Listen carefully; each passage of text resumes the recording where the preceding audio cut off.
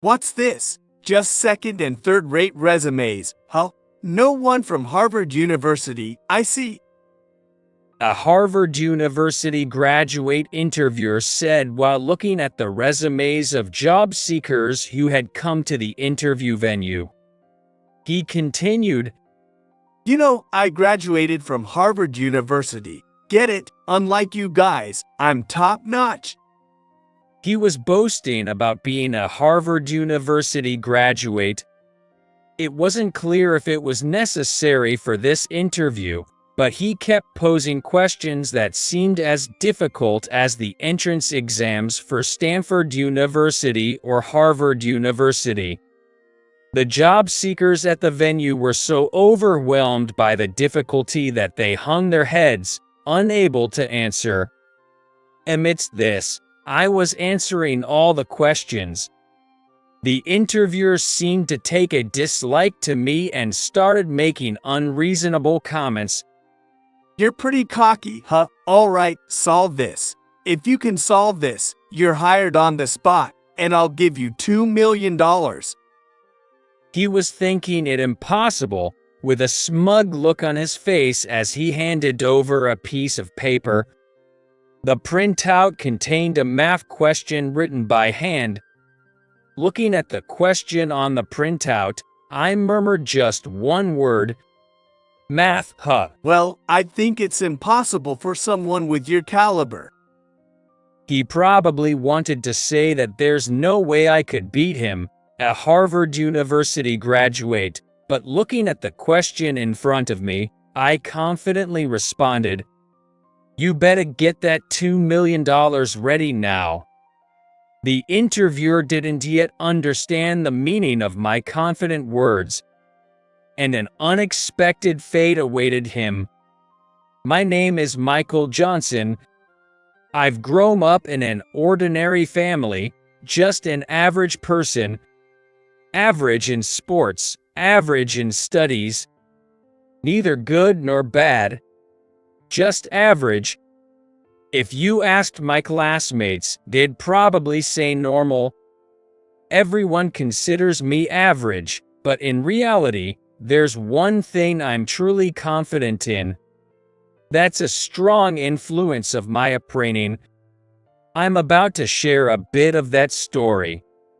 My family has run a store since my grandparents' generation.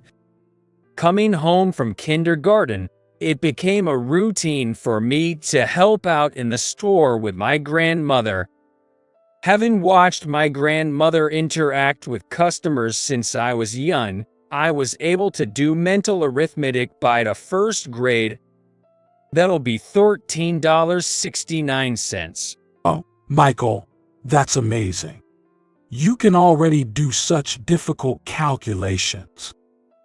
While saying that, a regular customer pulled out two $10 bills.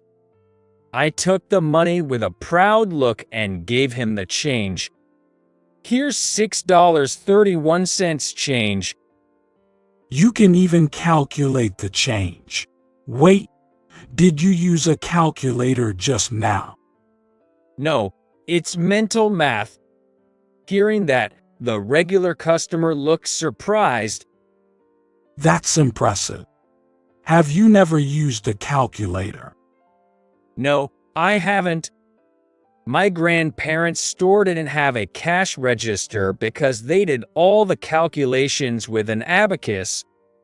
There wasn't any modern system like you'd find in supermarkets or convenience stores. I learned how to use the abacus and do calculations from my grandmother. You've just started elementary school, right? Yeah, I just entered this year. Well, Michael, you're smart. Grandma, he's going to be promising in the future. My grandparents always praised me, their proud grandson. Initially, I did calculations with the abacus I was taught to use. However, after seeing my grandmother calculate without using an abacus, I wanted to try it myself and asked her to teach me the tricks. It made me happy to be praised, so I helped out in the store every day, and mental arithmetic became fun for me. Even though I said I had learned mental arithmetic at the first grade level, there were still mistakes. I messed up again. It's okay to make mistakes. Let's try it one more time. Even so, my grandparents encouraged me to practice mental arithmetic. They praised me when my answers were correct. Initially, I continued because I was happy to be praised, but gradually, I began to enjoy doing the calculations. The feeling of numbers fitting together in my mind like a puzzle, adding, subtracting, multiplying, and dividing. The fact that there was always an answer was fascinating, and I enjoyed it as if I were playing a game. Before I knew it, doing calculations had become my area of expertise, and it has now become the one thing I am truly confident in. Having an area of expertise in mental arithmetic made me start wondering about many other things. What's up? You've been staring at the sky for a while. Yeah, I was wondering why the sky changes color. You were thinking about something that difficult. My mom was incredibly surprised by my unexpected question. Once something piqued my interest, I wanted to know the answer. Like with calculations, I wanted a clear answer. So, whenever something caught my interest, I would always ask my parents, grandparents, and homeroom teacher. My parents and teachers were happy about my curiosity and gladly taught me. If they could answer right away, they did so on the spot, and if they didn't know, they went as far as to research to teach me. Understanding something I didn't know felt the same as solving a calculation, and I found it fun, becoming more and more engrossed. Collecting knowledge became my hobby, and I was always asking why and how. I was nicknamed Teach Me Kid by those around me, mimicked and teased. But my curiosity never stopped, and by the time I was in 3rd grade, it had powered up even more. As the trivia king, I was respected within the school. The reasons why the sky changes color, why the shape of the moon changes, why rainbows have 7 colors, how clouds are formed, the characteristics of dinosaurs, the ecology of bugs, plants, and flowers, the constellations of the seasons and the myths associated with them. I learned anything and everything that interested me. There was anyone else my age who knew as much about everything as I did. Entering middle school, new subjects sparked my curiosity again. I enjoyed acquiring new knowledge, and the trivia I had accumulated so far somewhat helped, making it feel like the world was expanding. I always liked reading, but upon entering middle school, I enjoyed reading literature with a more sophisticated level of thought. I was particularly drawn to chemistry. The properties of substances, the concept of atoms, and scientific reactions in experiments were all fascinating. German was challenging at first. However, once I started reading novels in German, I naturally became able to read and write. The different grammar from English sparked my interest again. Although I hadn't delved deep into it during elementary school, learning more about history was also fun. Looking back at history, I could see how America came to be operated under its current system. The background of America's economic development, its connections with other countries, and the global influence America has. Unable to contain my curiosity, I read history books beyond the textbooks to study. Having been skilled at mental arithmetic, I was instantly captivated by mathematics when I encountered it. Mathematics is truly simple. There's always an answer. Even if the answer can't be divided evenly, it means there is an answer that can't be divided evenly. In other words, it doesn't end ambiguously. Regarding proof problems, the beauty of proving correctness appealed to me. Until now, I found joy in arriving at answers, using formulas to do so. And I thought the process of arriving at those answers was beautiful. The more problems I solved, the more I got engrossed in finding out which formulas would lead to elegant proofs. During my fun middle school days, I continued to help out at my grandparents' store as always. With my quick and error-free mental arithmetic, my grandparents came to rely on me confidently to manage the store. Studying mathematics at school and practicing mental arithmetic at my grandparents' store. Thanks to this lifestyle, my calculation skills had surpassed the middle school level. In my freshman year of high school, the math teacher, who was in charge, had to be hospitalized for a year due to illness. The temporary math teacher who came was a man named Kevin Martin. He appeared older due to his prematurely white hair but was a young 23-year-old teacher. His passion for mathematics was unmistakably evident. Because he loved it, his teaching was not mechanical, making it very understandable and fun. High school classes, you have to use the formulas being taught to get the correct answers. Well, it's the most efficient way to solve problems. But I think it's also okay if you can find the answer taking a longer route. Maybe I can talk to Mr. Martin easily. I felt a closeness to Mr. Martin and thought I might ask questions just like before whenever I didn't understand something. Mr. Martin, can I ask you something? I need help with this part. Where is it? Oh, really? This is amazing. Mr. Martin was surprised at the question I brought, perhaps because it was unexpectedly challenging. And for good reason. The question I brought wasn't from the textbook used in class or a reference book for freshmen. If it were at the freshman level, I wouldn't need to ask the teacher. I had already advanced my studies to the level that high school seniors study for entrance exams. This is free official practice tests, isn't it? Are you studying from this? Mr. Martin looked at the free official practice test with pleasure. This brings back memories. I used to solve tests from free official practice tests too. So, what don't you understand? Mr. Martin seemed to love mathematics.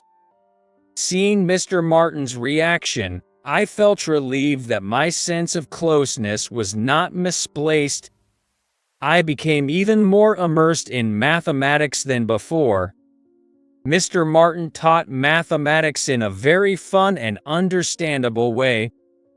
His slightly different perspective from other teachers overflowed my curiosity. Above all, Mr. Martin looked innocent and joyful when talking about mathematics. From then on, learning mathematics from Mr. Martin became a part of my daily routine. He recommended workbooks to me and even created his own. I thought the questions Mr. Martin made were very beautiful. I couldn't help but enjoy proving them. He also secretly taught me how to solve not covered in class. Mr. Martin made even the formulas and geometric questions I struggled with understandable, making mathematics even more enjoyable and captivating for me. One day, as usual, after school, I went to Mr. Martin, who seemed to be deep in thought. Hesitating to interrupt, I still spoke up. "Mr. Martin, I have something I'd like to learn today too." Michael, right. All right, let's talk about mathematics today too. Mr. Martin always talked about mathematics with enthusiasm. Whether his counterpart was a high school student, he couldn't help but be happy and enjoy talking about mathematics. A pure love for the subject was evident. Spending time talking about mathematics with the teacher after school became indispensable for me, and Mr. Martin and I transcended the teacher-student relationship to become comrades who loved mathematics. You really love mathematics, don't you, Mr. Martin? That's the same for you, isn't it? Oh, yes. I have a favor to ask of you today. As he said so, Mr. Martin took out a piece of copy paper and began writing on it with practiced ease. When he finished writing, he handed it to me. Here, this is my request to you. I was surprised when I saw his request. What was written there was not a math question. Create an original math workbook by Michael Johnson and surpass the math teacher, Kevin Martin. What is this? I was so surprised at the unexpected request that I was speechless. Ignoring my reaction, the teacher continued. Michael, you've solved enough questions already. In terms of solving them, you're at the college level. That's why I want you to go beyond that. From being the solver, why not try becoming the creator of problems? I'm sure you'll find the world of mathematics expanding even more. Becoming the creator, the world expanding. Exactly. I can't let your talent go to waste. I want it to blossom. The world seen from the perspective of solving is different from that of creating. Of course, the world that becomes visible is different too. Mr. Martin was passionately explaining. I believe you, of all people, will surely discover the hidden fascinations of mathematics. Mr. Martin trusts me that much. I wanted to respond to his trust. And I also wanted to see the fascinations of mathematics that I hadn't seen yet. Thank you. I'll give it a try. All right. It won't be easy, but give it a go. I'm waiting for the questions you create, Michael. After returning home, I immediately started on the homework, but it was harder than I thought. If it were about creating exercises for use in class, I could do it right away. However, the assignment this time was to create an ultra-difficult one that even Mr. Martin couldn't solve. Yet, despite finding it difficult, I also found it enjoyable. I became so engrossed in the homework that I went to school sleep-deprived. And after school, I hurriedly went to Mr. Martin. Mr. Martin, I made it. What do you think? Mr. Martin took the sheet from me and checked it. However, he solved it quite easily. I thought so. You solved it. After my words, Mr. Martin said, It's very well made. It's a very elegant. I can really tell how much you love mathematics. But, you know. Mr. Martin looked a bit disappointed as he looked at my question. But, what is it? You focused on making the question beautiful, and neglected its difficulty. Exactly. He hit the nail on the head. Indeed, halfway through, I stopped considering the difficulty level, thinking that if I were to create a question, it should be beautiful. Seeing me looking down, somewhat disappointed and sad, Mr. Martin said, However, to be able to create this much from the start is quite something. Next time, bring me a work you're confident in. I'm looking forward to Michael's challenge. Yes, next time, I'll definitely impress you, Mr. Martin. Good. That's the spirit. I started creating again as soon as I got home. I was glad that Mr. Martin had expectations of me, and I think I began to feel the joy of creating exercises.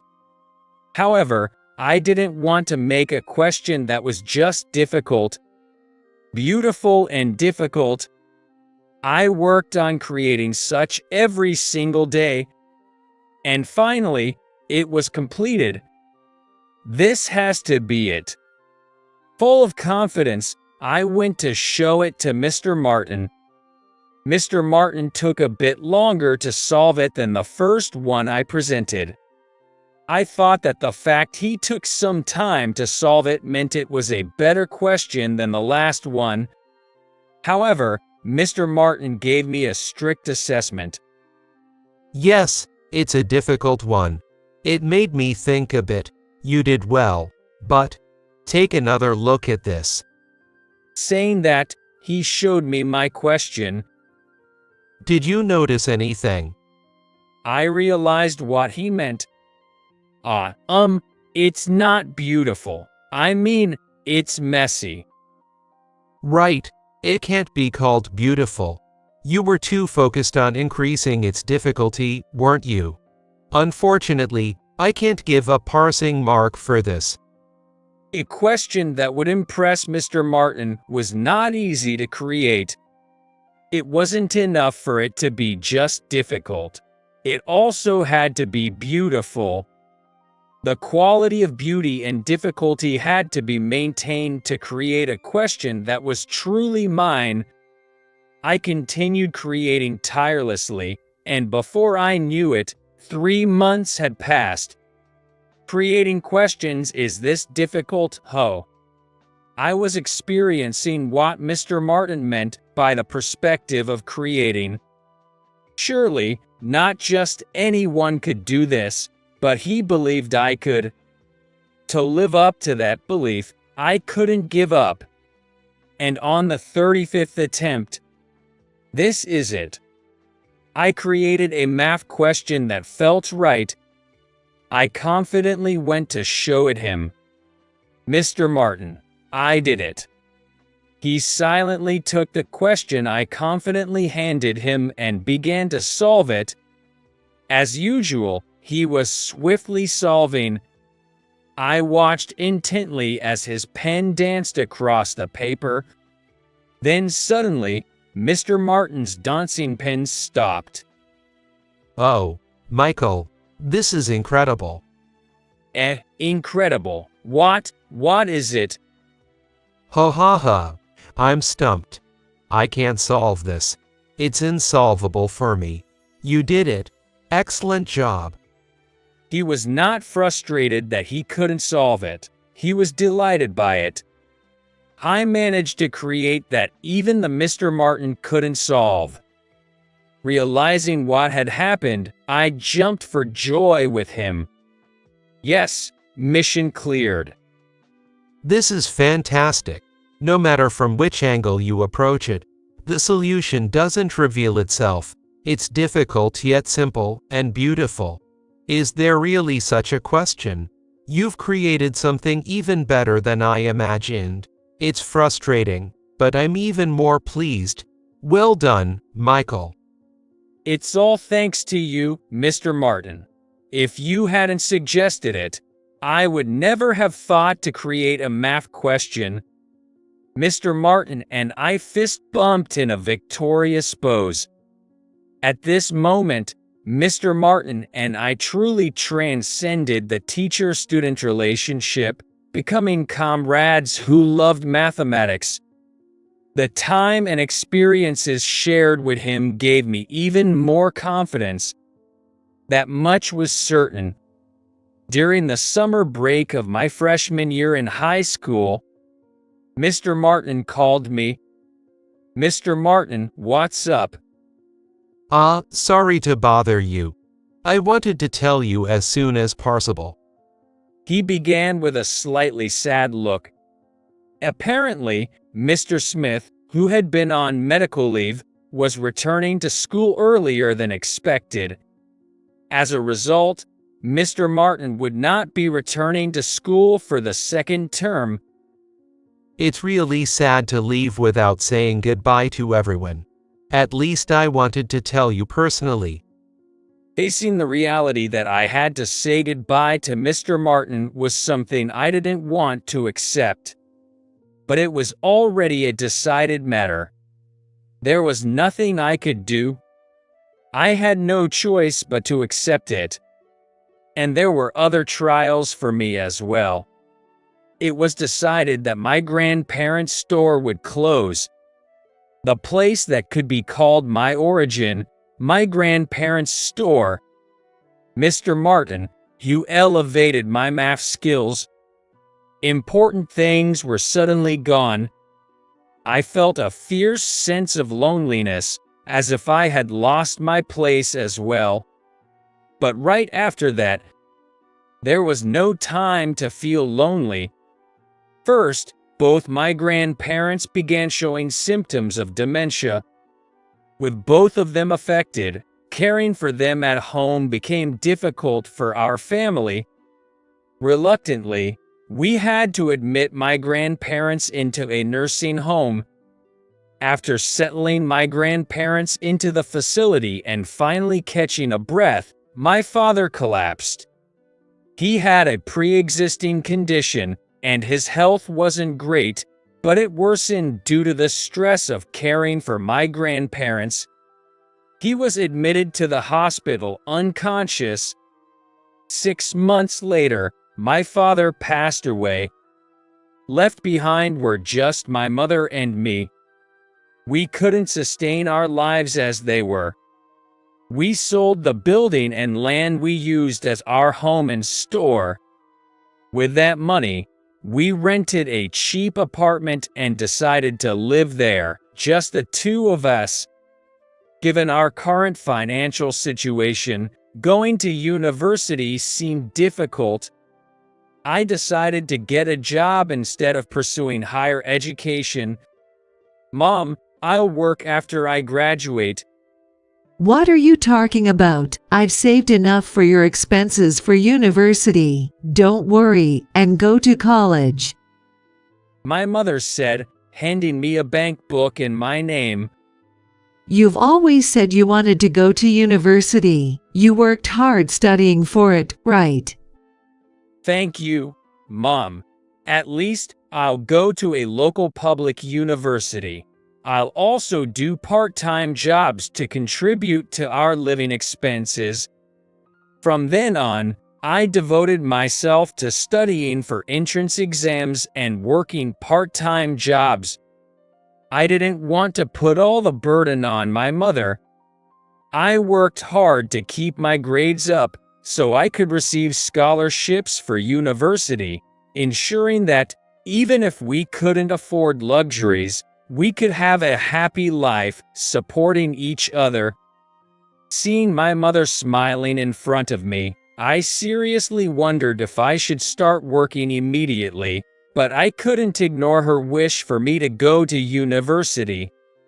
In the end, I decided to attend the nearest local university from our home. Once I entered university, honestly, all I remember is studying and working part-time. I managed to complete all my credits in 3 years, dedicating the rest of my time to job hunting. This year, as a senior, everyone around me is also putting their full effort into job hunting. I, too, poured my energy into it without falling behind. I checked every company briefing and online session, actively participating. Honestly, I wasn't in a position to choose companies, but I had my non-negotiable conditions. I wanted to ease my mother's burden as much as possible, considering how much she had shouldered for me. I also planned to take on the responsibility for my grandparents' facility fees. I carefully checked not only the salary conditions but also the benefits and made my selections. I positively applied to the companies I had picked out. After applying to about 10 companies, I received an invitation for an interview from one. It's an hour by train from home. Remote work was an option if desired. It's a newly established IT company, but it offers internships. Thinking it was a pretty good offer, I decided to go for the interview anyway. Well, Mom, I'm off to the interview. Okay, take care. Bye now. I psyched myself up one last time while looking in the hallway mirror. Let's do this.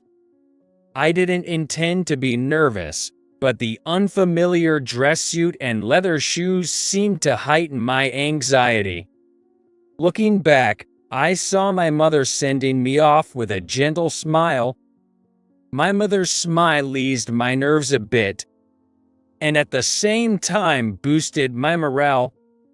Upon arriving at the interview venue, I saw a line of job-seeking peers at the reception. I joined the queue, completed the registration, and was then guided to the waiting area. About 10 minutes later, my name was called, and I headed to the room where the interview would be conducted. Entering the interview room, I introduced myself with my university and name. Although I thought I was accustomed to interviews from my part-time job experiences, I froze for a moment in the unfamiliar, tense atmosphere of the room. The interviewers were a man and a woman. Young-looking, but being interviewers, they must hold positions of responsibility. Especially the man, who looked at me as if appraising me with a scrutinizing gaze. The female interviewer prompted me to sit with a please, to which I responded with a thank you and bowed slightly before sitting down. As soon as I sat down, the male interviewer started talking. Today, I'll be conducting the interview. I'm Miller. He introduced himself quickly. His fast-paced speaking caught my attention, but my nervousness was more overwhelming. The female interviewer also introduced herself, and all of us job seekers greeted in unison. Pleased to meet you. After the greetings, I handed my resume to the interviewers. The interviewer, Mr. Miller, was carefully examining each page of the resume. My nervousness increased even more. What's this? Just a bunch of second and third-rate stuff. Nothing impressive. It was Mr. Miller's first comment after reading through the resumes. His unexpected remark shocked all the job seekers, leaving us speechless. The female interviewer beside him frowned and sighed in disapproval. The atmosphere in the interview room went completely silent. However, Mr. Miller continued unabated. You know, I graduated from Harvard University. Get it? Unlike you guys, I'm from a top-tier university. I was hoping there would be someone else from such here, but no one, huh? Apparently, Mr. Miller was the type to boast about academic backgrounds. Then, Mr. Miller started asking questions. So, Mr. Michael, here's a question for you. Yes, please go ahead. How many prime numbers are there between 1 and 100? I was surprised by the question. What does this have to do with a job interview? I had expected questions about self-introduction, self-promotion, or motivation for applying. Huh? Can't answer. I guess that's to be expected from a second-tier university student. Mr. Miller seemed to think I couldn't answer because I was silent. 2, 3, 5, 7, 11, 13, 17, 19, 23, 29, 31, 37, 41, 43, 47, 53, 59, 61, 67, 71, 73, 79, 83, 89, 97. There are 25 in total. I guess you could answer that after all. Mr. Miller, seemingly eager to maintain his superiority, threw another question at me. Next question then. Deborah Reed was the wife of Benjamin Franklin. But do you know the name of her another husband? Was he annoyed that I answered the previous math question? This time, he posed a history question. But for me, known as the Trivia King, it was an easy one. It's John Rogers. Mr. Miller clearly showed his frustration on his face. Yet, the questions didn't stop. He kept throwing questions at me that one wouldn't know just from attending classes, but I kept answering them correctly one after another. Mr. Miller seemed unable to contain his frustration any longer, his face turning red. This is just... He mumbled to himself while starting to write something on a notebook. Then, tearing a piece from the notebook, he said, "Solve this. There's no way you can, though."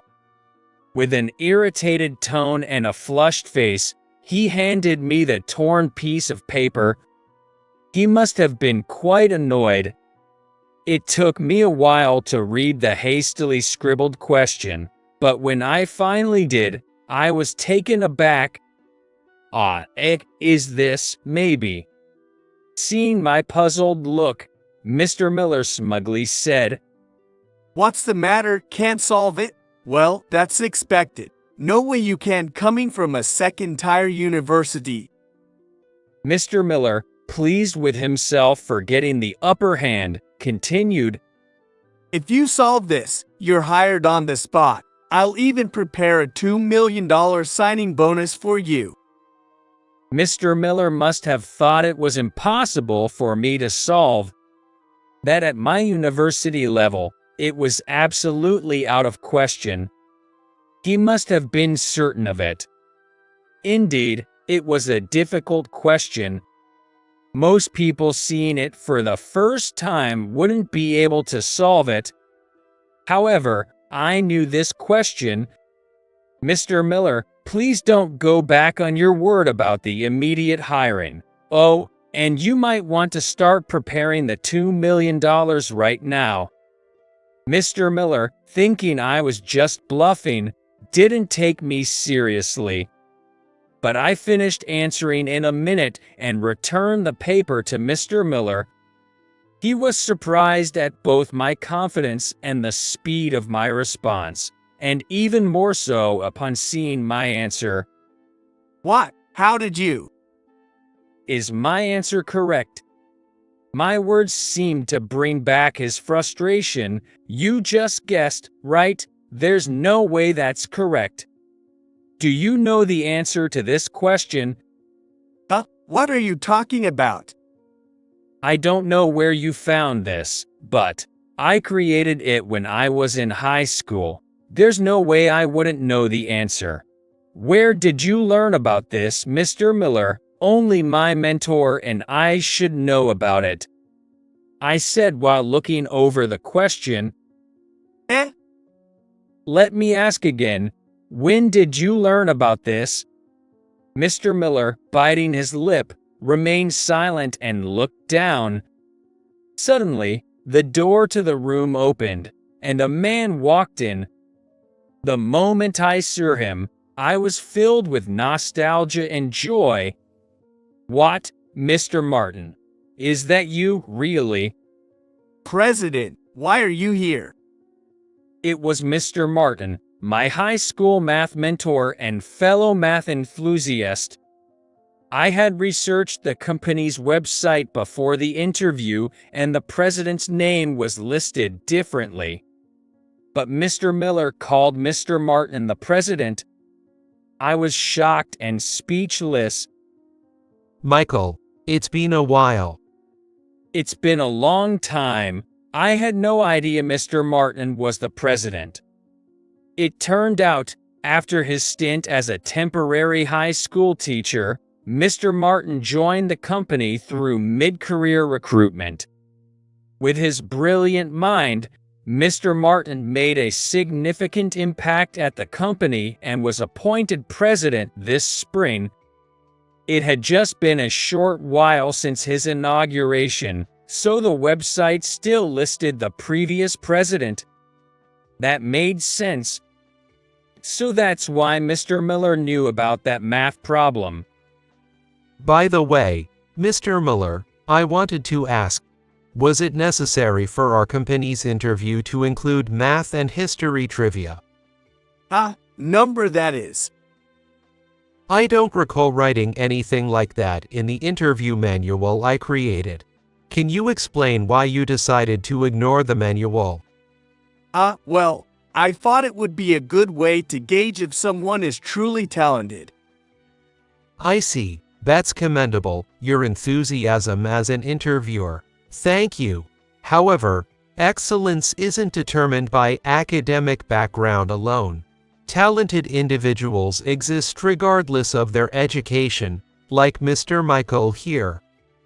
After a pause, President Martin continued, Even if someone graduated from a prestigious university, judging abilities solely based on academic background doesn't make them excellent.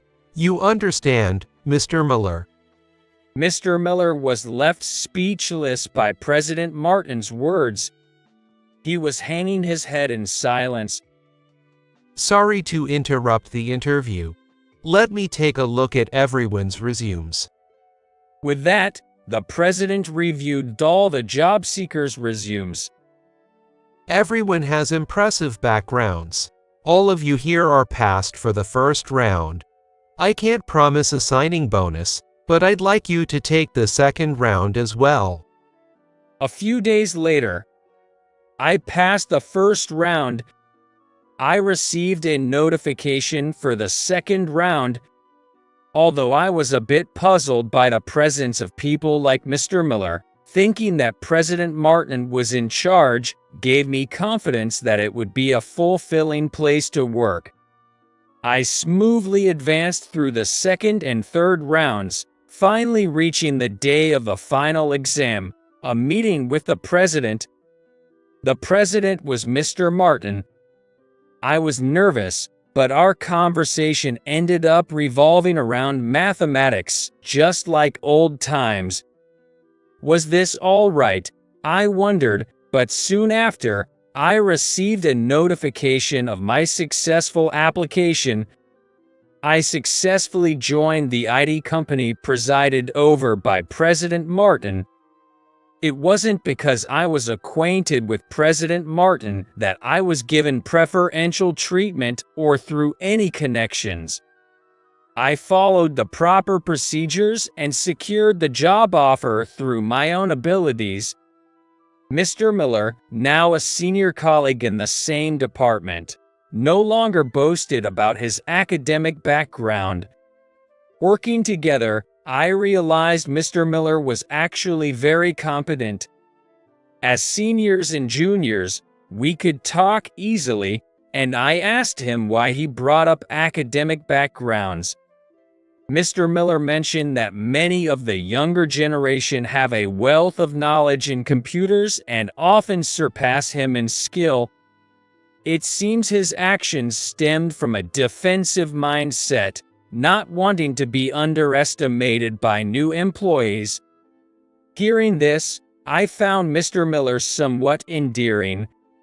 He's now the senior colleague I trust the most in the company. I aim to become someone who can stand shoulder to shoulder with President Martin someday. With a reliable senior like Mr. Miller, I look forward to improving and honing my skills together